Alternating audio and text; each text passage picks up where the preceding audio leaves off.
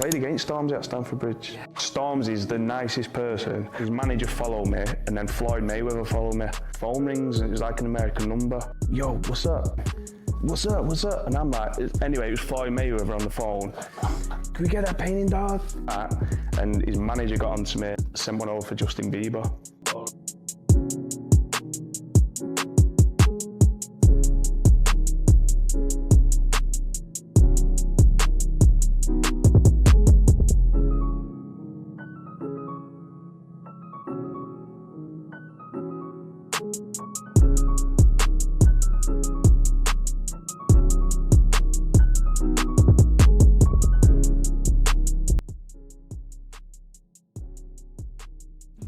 We'll get straight into it. We're rolling now. So, Cool, sweet. in a few words, what would you describe that you do? Well, I'm definitely an artist. I'm versatile, so it's kind of like I might be doing a certain style one day and then something else the next. So it's hard to, it is hard to sum it up in even like a sentence. But like portraiture, I'm loving like text work at the moment. I obviously did like all the trainer stuff. In fact, I've not done one for a while, but I need to do one. So a bit of everything. If I like the look of something, I'll try and turn that into art, essentially. That's what I do. Okay. Yeah. I see that you started a lot of your paintings on trainers and like designer brands. Is that because you love trainers and designer brands, or is it because you know it's going to sell? No, when I first started doing the trainers, part of it was just being artistic in myself, but the other part was sort of like just wanting something that no one else had. Yeah. Do you know what I mean? Like, which is why the custom stuff's so popular now. And then because I was good at art and I was doing it on quite expensive trainers at the time, so like your Hirachis, things like that. Well, so you were painting trainers at first? Not as a job, just as like a hobby. This is way back, like my first few posts on Instagram. And because these trainers were like £100 plus, which at the time was like it was a dear trainer, it just got people's attention. You know what I mean? So, and back in the day, Instagram, as soon as you had like people's attention with something, it was a lot easier to grow than now. You know what I mean? Like, people weren't just, I feel like now people might just visit your profile, have a look, and then be off again. Whereas back in the day, you'd get a follow and people would want to see like, what's the next pair of trainers he's going to do, or... How much the platforms have changed are mad. I mean, people just taking information so crazy now. It's like everything's just so fast and it's here today, gone tomorrow, isn't it? So It's quick, isn't it? But you can grow faster, can't you? Yeah, you can. I think what I used to do was, say there was something popular. I remember like Peaky Blinders. That was really popular for me. Like, you did it now, you have to almost be on the ball because tomorrow there's something else. Yeah. And it's like, so say Top Boy now, that come out a couple of months ago now. If I put out a Top Boy painting today, people are sort of done with Top Boy now. They're like onto whatever the next thing is. News just turns old like that, doesn't it? It's today's news, tomorrow's like fish and chips paper kind of thing, you know what I mean? And which as an artist is hard because it might be Monday morning, something's popping off, like Messi might have just won the Ballon d'Or. If I've not painted him by Monday evening, it's done. People, no one bothered. So it's a lot of pressure, to be honest. You've got to keep up with stuff, haven't you? Oh, mate, it's like... Stuff about it. That's part of the job. So, to see you now on Instagram, obviously, you've got a large following. You've worked with some big names. When does it change to, like, this full-time thing that you're doing compared to just, like, it being a hobby at one point? So, I'm on my, I think, 15th year. Yeah, 15th year now of doing it. Oh, really? Yeah, 15 years. And luckily it's sort of grown each year. But at the start, like, it was only a really short space of time where it was just a hobby. It literally went from being a hobby, then Facebook started posting pictures of at the time it was like Lil Wayne and whatever, and it was quite instant. It was like, oh, can you do me one? Oh yeah, do you want? I had a few of them, and then all of a sudden I'm making more money off art than my part-time job in JD, at the weekend. So it was like instant. It weren't like, oh, I've been painting my whole life, let's try and do it as a thing. All through social media as well? Yeah. So Facebook started. So back in the day, if you're an artist, like, you'd have to probably go and have a market stall, have your paintings all set up, and then all of a sudden you've got this website, in Facebook where you can post a picture and everyone in your college. It's worldwide, isn't it? Like you're posting stuff and it's worldwide. Like it's a global marketplace now, isn't it? So with the Facebook thing, it was just people from college. So you might have had 1,000 people on your Facebook, but then Instagram came, and then it was game over. Like you was people following you don't know. That was something new as a young lad to have to deal with. Like just people you don't know, like commenting on your stuff, getting in touch with you. So that was like the new thing, and then Instagram just went bigger and bigger into what it is today. Would you say Instagram was the main social media platform that allowed you to grow? Yeah, 100%. Yeah. I often say, like, I'll be honest, like without Instagram, I genuinely don't know where I'd be. That's with the majority of businesses nowadays, though. Which is scary because a lot of people say, like, you need a business where you don't rely on Instagram, it could shut tomorrow and all that, but what's your option? You just don't bother because it might. Yeah. Don't get me wrong. Luckily, I'm in a position now where I work with galleries and I've got a big clientele, and you've got your little black book of contacts and all that. Like I've got a black book now, which is I can get in touch with X amount of people. Yeah, I mean you can tell from who you've got on your Instagram and who you've done. Yeah, so I'm lucky in that aspect. But if we finish the podcast and it come out, Instagram is just done, they've had enough. I'd be like, I don't know if you can swear, but I'd be like, shit. Do you know what I mean? But like, this is why your network's so important, because if you wanted to get back to where you were, it's like you've got to ring these people, get the artwork, and you're back in the game, aren't you? Yeah. Obviously, you love Daniel Asham. Yes. Is he one of your biggest inspirations? I'd say he is now, to be honest. And I'm not a particularly inspiration-based artist. Like I just do what I like doing, but I just love his. I just love his work. I'm so mesmerised by it.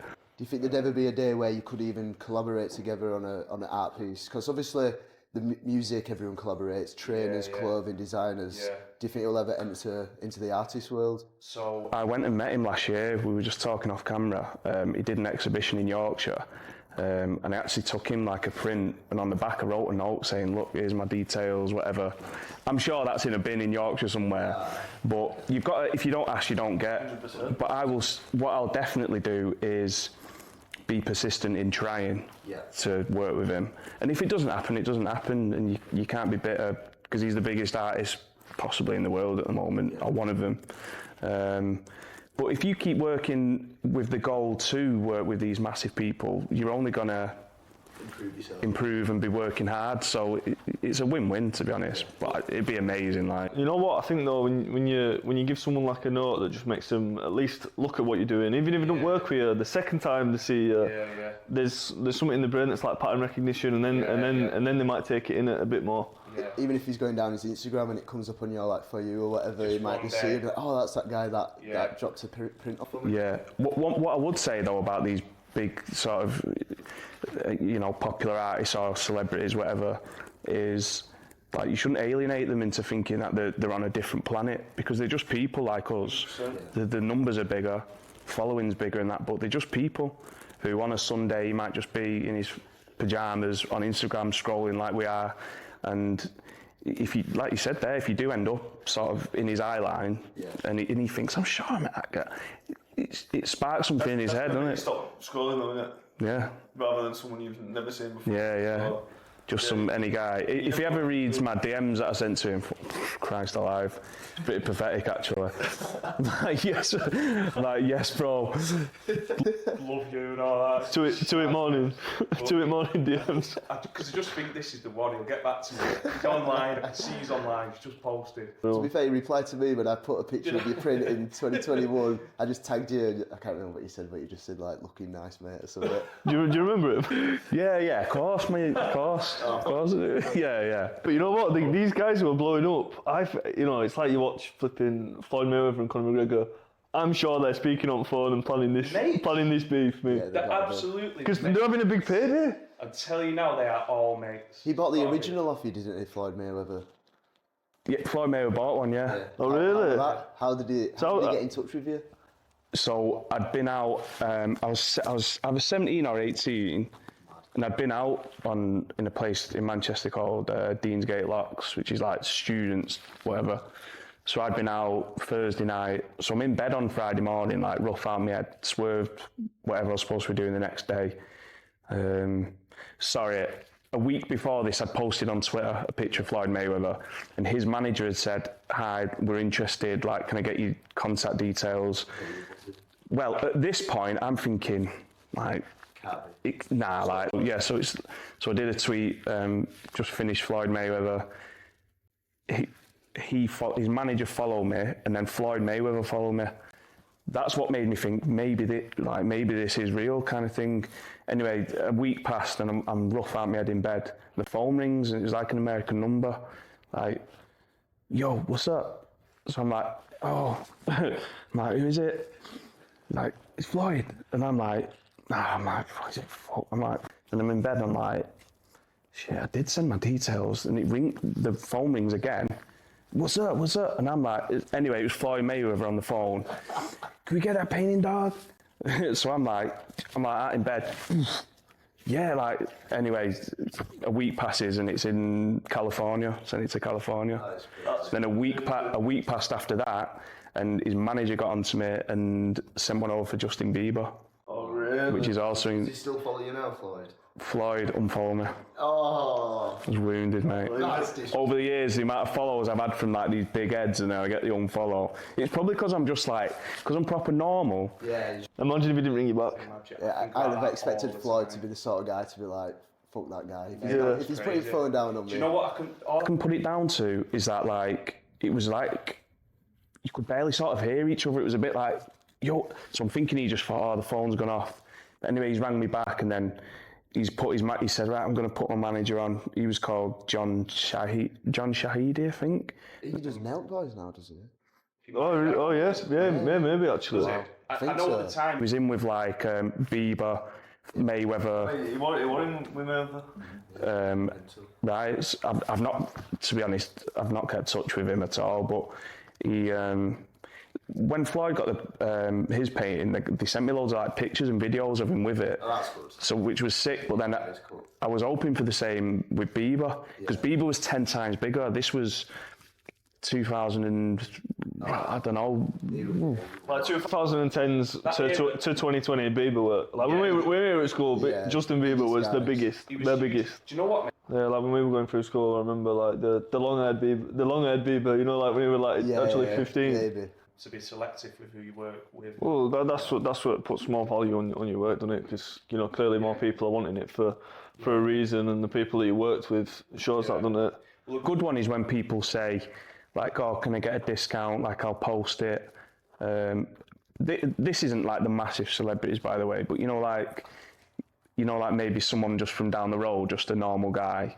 "Oh, will you do me a discount? I'll make sure I post it like on my Instagram and that." And I'm thinking, like, it's a nice gesture and it's worth a shot, but like, it's not going to be beneficial for me to do you a free painting or give you a discount just for your like little following. It sounds a bit rude to say. People should have appreciation for what you're valuing it at. Yeah. At the end of the day, this isn't stuff you can just go buy at Tesco. Like this, it's proper years worth of work and actual craft that goes into it. So people should be respecting the price of it, and I think that they're the type of customers that you want really at the end of the day, aren't they? Especially with artwork, when you stood at the table behind the camera, you actually working and creating something. It's not like I'm getting a load of t-shirts from a warehouse or a supplier or whatever.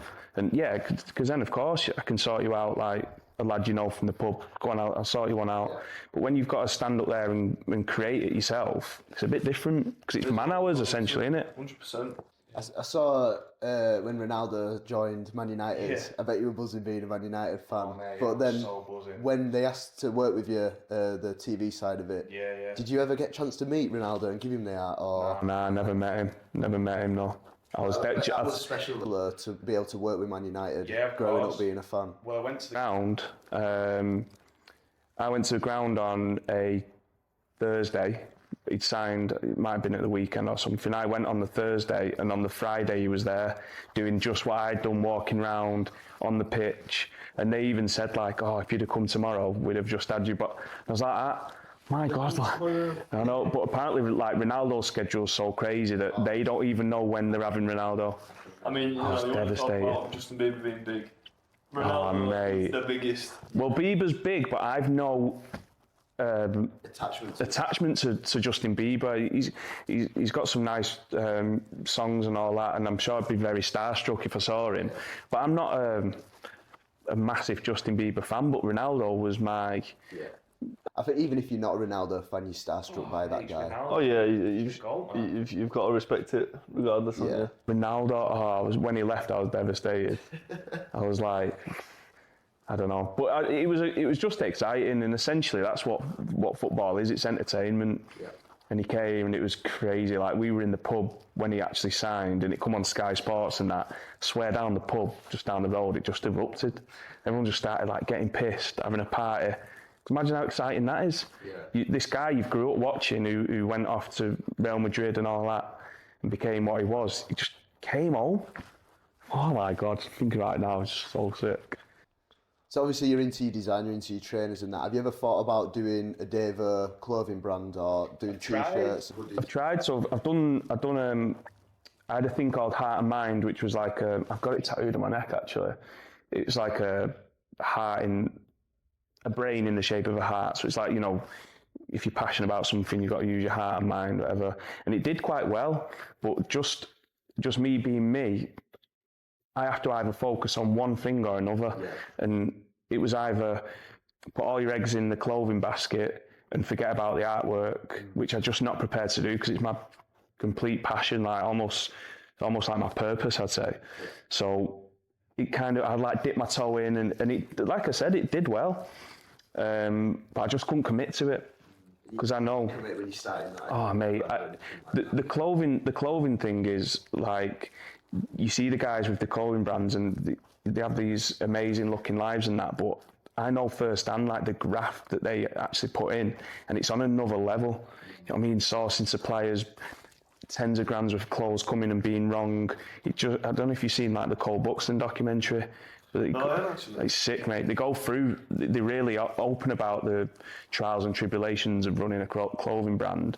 And whilst it's, you know, like the niceties are like brilliant, it looks like some dark times, man. When you're waiting for a drop and it's so many components with. Oh my God, it's crazy. Even my thing, like I'd put out 50 t-shirts, and then it'd sell out, and then 3 weeks later you might get someone just saying, oh, my t-shirt's too small, can I return it?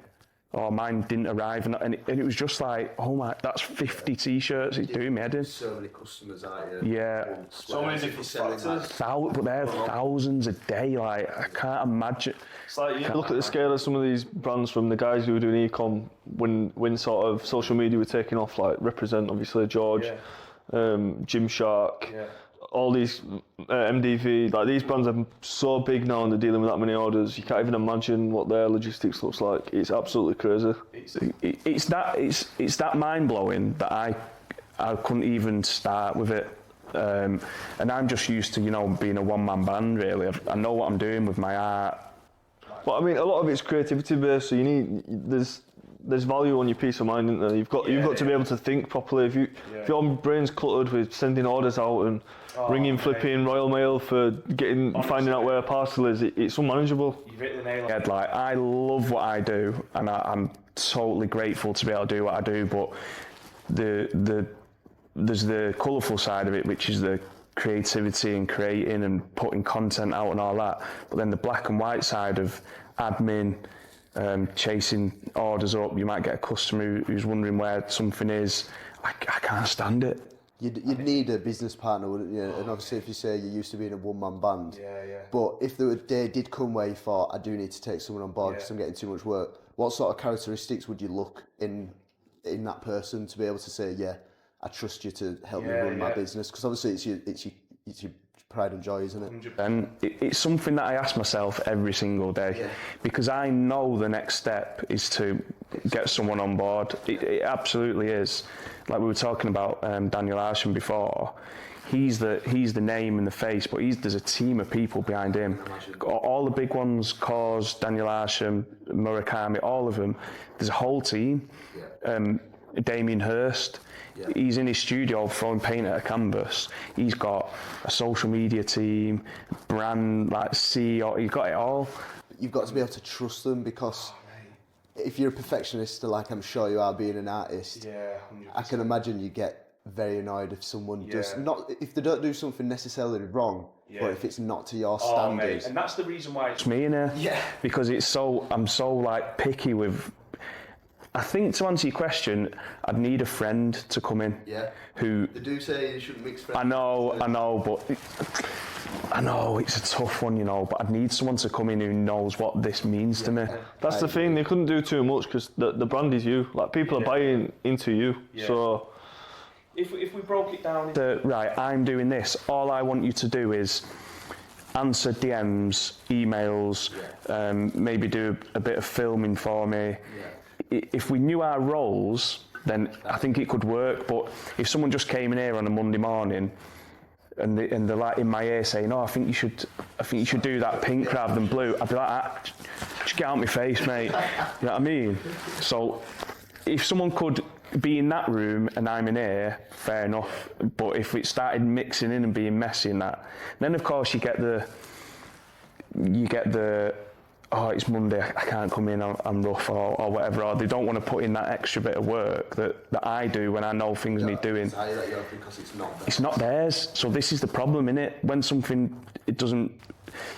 not spent 15 years... and plus, I imagine a big part of this is the satisfaction from actually taking an idea that's in your mind and actually making it to a real life thing and then seeing that end result. Obviously, if that's not their idea and they've not done the most of the making, it's like, it's not as sweet for them, is it? So... and I'm very Someone like, I'm stubborn to the point where sometimes it's a good thing, but sometimes it's you're not going to grow. But I'm who I am. I'm like, oh, I'll do it. There's a customer needs to know where the print is. I'll sort that out. Let me just finish this and then I'll do it.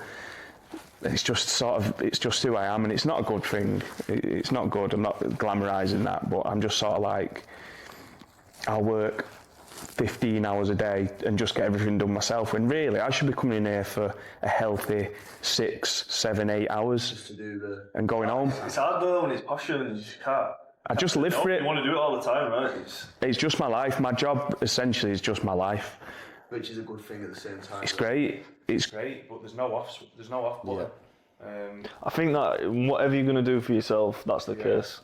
I don't feel like people who are actually massively successful in anything just turn it off at 6 o'clock and that's it. Like there's always something in your brain that's thinking about it. We were me and my girlfriend were watching a film on Halloween the other night, and she was like, right, put your phone down, let's watch this. I was like, right. So if my phone goes down, we get like a minute in, and Instagram pops up, but it's someone wanting a painting.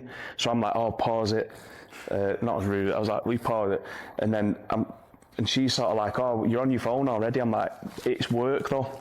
So she's turning her hair out, just hoping. She understands, of course, but you can't turn off, because if I leave that, then the morning might come and the person is gone then.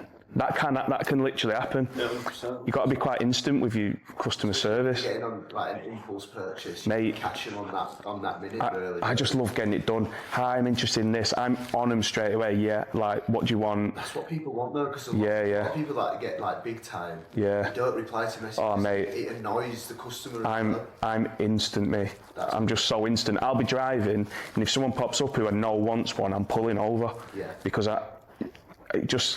and as well, on my side, I just want to get things wrapped up and done and get the stuff ordered and get it going. Like, I don't like things being drawn out.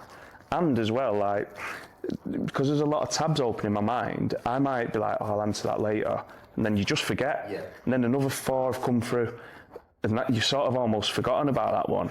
So I'm just on job all the time. But I mean, when people are buying into you, them having that interaction with you probably means quite a lot to them, because then they're knowing that you're actually doing the work and they've actually spoken to you about it. This is If you had a website and then people just were spending a lot of money and couldn't even talk to you, it's like it takes away the personal touch, doesn't it, right?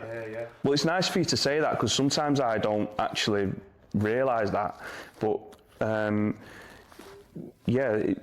with these bespoke paintings and that, people are spending a lot of money. They don't just want to be talking to like, everyone knows how frustrating it is when you need to ring like the bank or whoever, and you have to talk to like a machine. You just want to speak to someone one-on-one, because I might need to they might want to alter the size, the words, the person who's in the picture. So you need to be speaking to me constantly. And as well, it's all very well me saying, let's get someone else on board, but really I'm at the forefront of what I'm doing. I need to be speaking to these people. So what's the point in me having a social media manager? There's no point. Essentially. 100%. Do you ever get an artist block? Like, have you ever been at a point where you're struggling or you don't know exactly what you want to make next? All the time. All the time. How do you get around that? So when I was younger, I'd go in panic mode and think this is the end of me. Like, I ain't got any ideas. I've ran out of ideas. And this happened for years. This was happened for 10 years. So from being 16, 17 to 26, 27, I had 10 years of I've ran out of ideas. And then you start maturing a bit and thinking, hang on, there's a pattern here. This happened last year and everything was all right.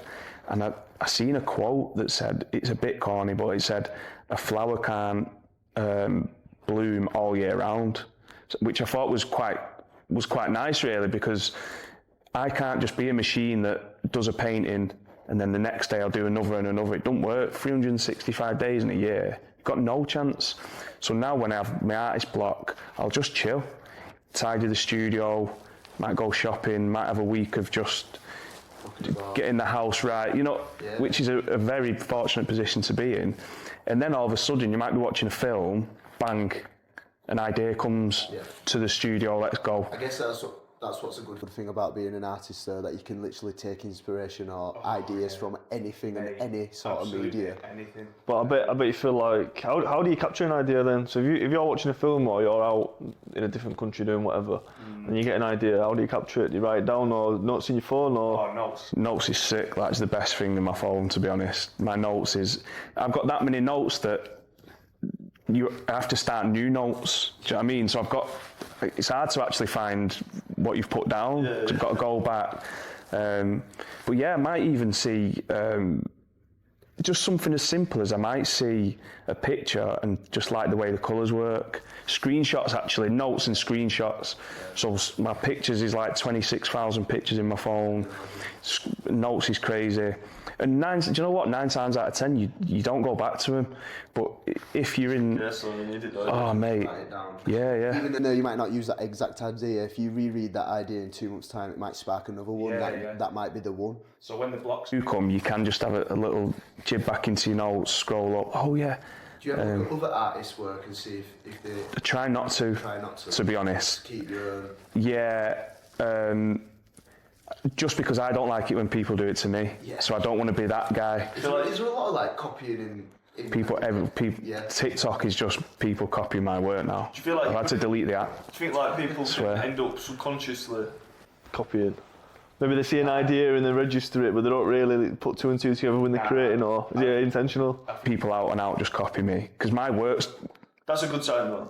It's good. It is good, but it's just frustrating. Yeah, I can imagine.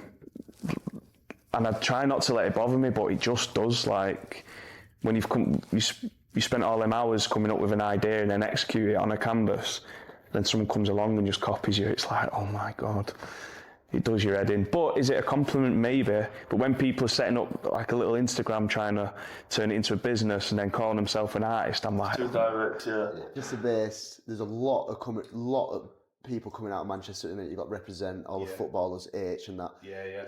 Who's your favourite person to work with in Manchester? And I don't want to put you on the line. Oh my. But well, I think in Manchester, it's not that we're all working together. We're just all, we're just all sort of from the same place, essentially. Like we've all, how can I word this? Like, I'd always, if I see George and Mike and the Represent guys doing stuff, I'll always back them.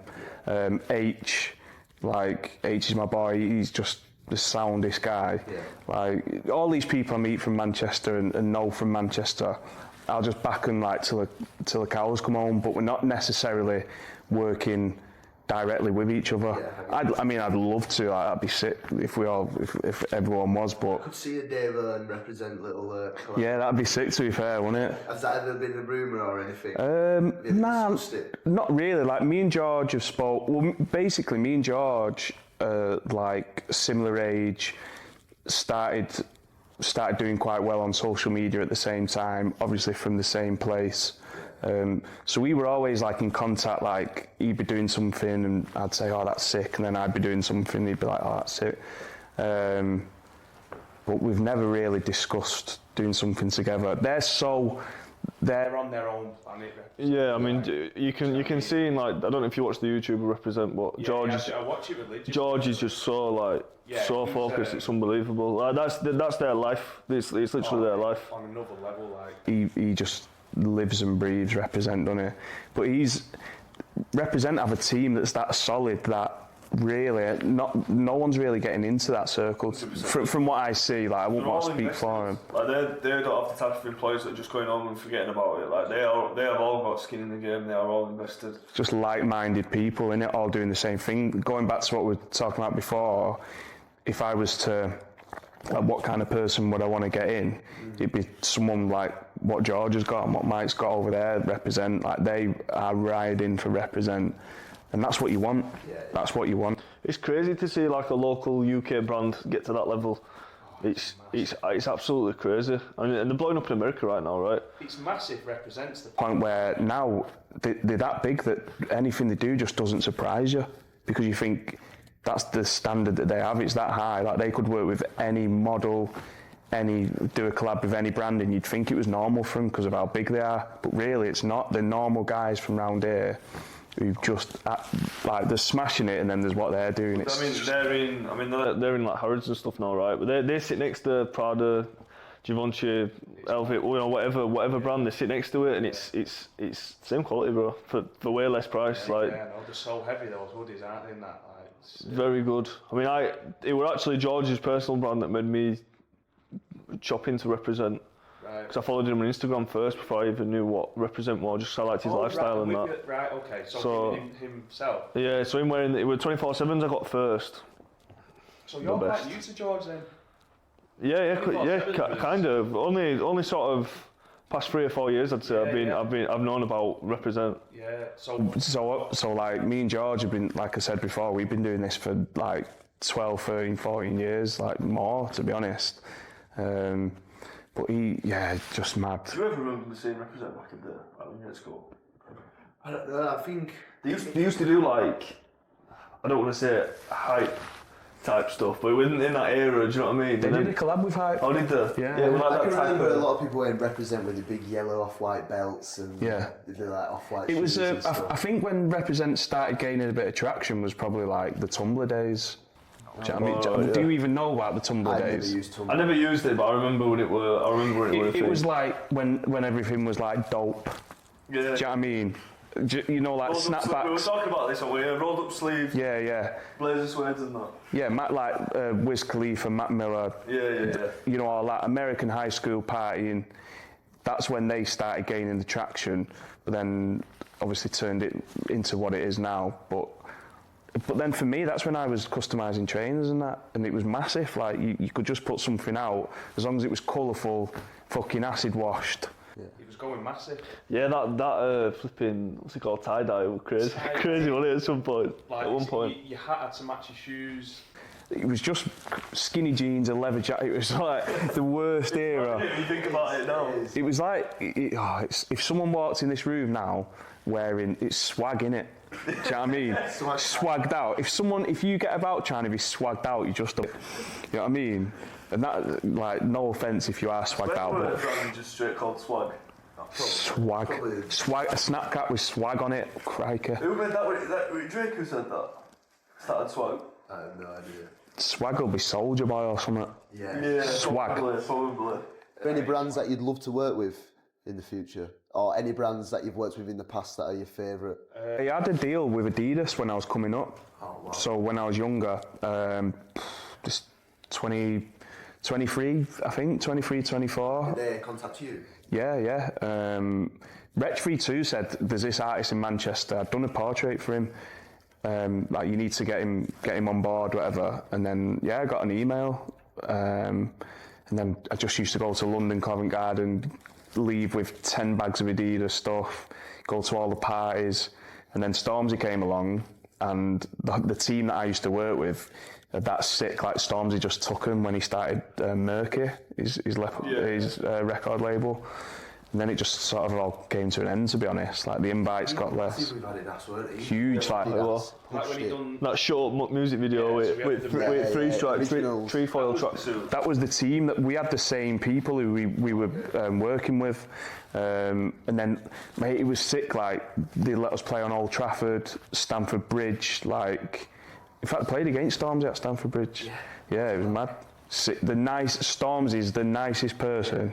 Honestly, he's just a lovely guy. He's like massive, with loads of presents, like, but a really nice guy. And then if we ever cross paths now, he's like makes an effort to say hello, ask me how I am, which is brilliant, isn't it? Like, what's the favourite collab or artist you've worked with?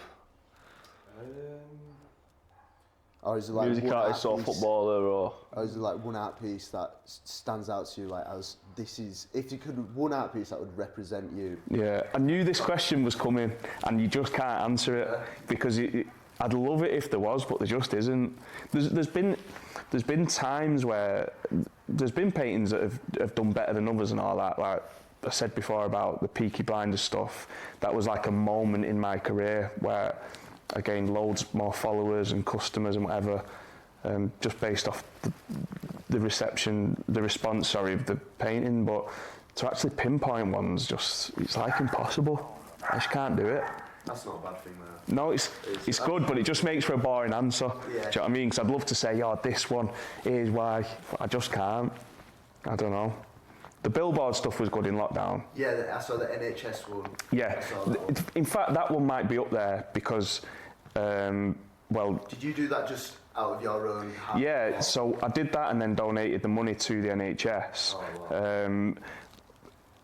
And then, but just the response I got from people who worked in the NHS, they were so like grateful. But it made me actually feel bad in a way, because I was like, why are you being grateful to me? Like, I'm just an artist, I've done a piece. It's blew up, to be fair, but it's me and all us who are thankful. Like, you ain't got to be saying thank you to me at all. So that was a good moment, and obviously nice to raise a bit of money. It wasn't loads, it wasn't anything life-changing, but it was just a gesture at the time. Yeah, that's it. And a lot of people have seen it, right? Yeah, it did really well. So I had it up in where I'm from, like a little village, on a big billboard, to be fair. But then, the same billboard a couple of times, haven't you? Yeah, like 5 times. You did 3 lines as well. Yeah. Like, for the Euros, was it? It was the Euros, yeah. It was. Did we just come out of lockdown? When would it have been? 2022. Yeah, 2022 came out. Yeah. Do you, obviously, it's massive. Do you Yeah. design it on a computer or, Yeah. and then get it? Well, so like the Rashford one, well, some of them are just paintings that are scanned in and then put on vinyl rolls. Yeah. They're a nightmare, honestly. In fact, Do it yourself? Nah, mate. I have a little team of mates, and then we put the scaffolding up. It's well dodgy. Scaffolding's rocking, but we're on the beers and that, and everyone's going past beeping. Good days, especially in lockdown when it was dead sunny. Yeah. Do you know what I mean? Like, we shouldn't have really been together, but then even police were pulling up saying like it'd be an NHS thing, It'd be busy to stop that, and the police would like pull up. We were like, shit, well, and then they'd be like, oh, well done, mate, or whatever, and be on the way. So it was sick. Yeah, it was good, man. So you started off by just drawing trainers, painting trainers, because that's what you love. And you worked at JD, as you said. Yeah. Is that what got you into trainers, do you think, working at JD, or was you already in it before? How did I get into trainers? What makes me remember is, what were the shoe that got you in? Because it's always one shoe, isn't it? Nike Cortez when I was in year 6. Yeah. What were yours? My first ever pair of Air Maxes were the Air Max 1 London pack, the size exclusive ones. You know, the orange and black. Yeah. I bought them, and they're worth a pretty penny now. I remember my dad returned them because they started fraying after like 2 wears. Oh, really? Yeah. That was the first pair of Air Maxes, but... Yeah. So, you know Matt Burgess, Matt B Customs. Yeah. He says he got quite inspired from you, actually. Doing my art, like I'd go, oh yeah, mate. Like, people thought I was just a nerd. Do you know what I mean? That makes it nicer now, though, doesn't it? When you actually made something out of it. It's like, Yeah. I've got people now who used to like take the piss out of me back in the day, who were like, Give me something for Do you know what I mean? Want a piece of my work, which is. They might have thought you forgot, but yeah, you won't forgot. You don't forget. Fuck you, nah, I'm not painting you fucking nam. You know what I mean? Because you don't forget them things, even though they're only small. But at the time, it's big at the time though, because obviously you're not as big as what you are now. But do you know what? That's what stops a lot of people. Yeah. Like, It does. because it's like it plants a seed of like negativity in your thought process behind what you're doing. Yeah. But the only people who have them sort of opinions, they're losers out there. oh mate, losers. I'll meet like a young artist, or there might be someone who'll message me on Instagram. More likely to message me on Instagram, but they might say like, "Oh, I want to do this, but I'm not sure," and I'll try and. When and where I can, I'll try and say, yeah, just like go for it. And I know what it's like to feel like you're a bit of a nerd or maybe a bit of a loser. And so I make a point of being like, right, you do this. I want you to do what you say in this art piece. Then come and show me, and we'll chat. And almost try and befriend them, because then if you've got this big, what in your eyes, this big artist who's being sound to you, you don't give a fuck what some guy from down the road thinks. That'll mean a lot. Do you know what I mean? I just don't care. But that's what it comes down to. At the end of the day, if people are the only people who are not supporting someone trying to do something with their life, they're just losers out there. Yeah. It's as simple as that. Because anyone who's actually trying to do something with their life, they might give you constructive feedback, which is a positive thing, but they're never just going to like half-heartedly bash you for no reason. Oh, mate, you've got to get to a certain age to realise that as well. I mean, you know, people who've got something good going on in their life, they're not spending time trying to tear down other people, essentially. They're not commenting on Instagram posts and saying your personal stuff. It's like, bizarre, isn't it? it's like, how have you got time? Yeah. Especially when it's a reel and all you have to do is just that to go past, but instead you actually go and use your energy. It's funny. It's funny, but you need these people because this is what pushes your business up. These are the guys who are spending time watching stuff. So. TikTok can be quite nasty. Yeah. I've had a stress-free career on Instagram. I got TikTok. Oh my god. Use it 1346. Yeah, mate. Just absolutely hammering you. Like, and I'm just thinking, wow, I thought TikTok was going to be this dead-friendly place. They are wild. You get a lot, don't you, on TikTok? Say the nasty shit. It's just like, oh my god. It's a strange place online, isn't it? It's weird, isn't it? But it's like, there's that many benefits, not many downsides. It's hard to even say whether you'd prefer it with or without. You've just got to navigate your way through it, haven't you? You're going to get, it's like real life, essentially. Do you know what I mean?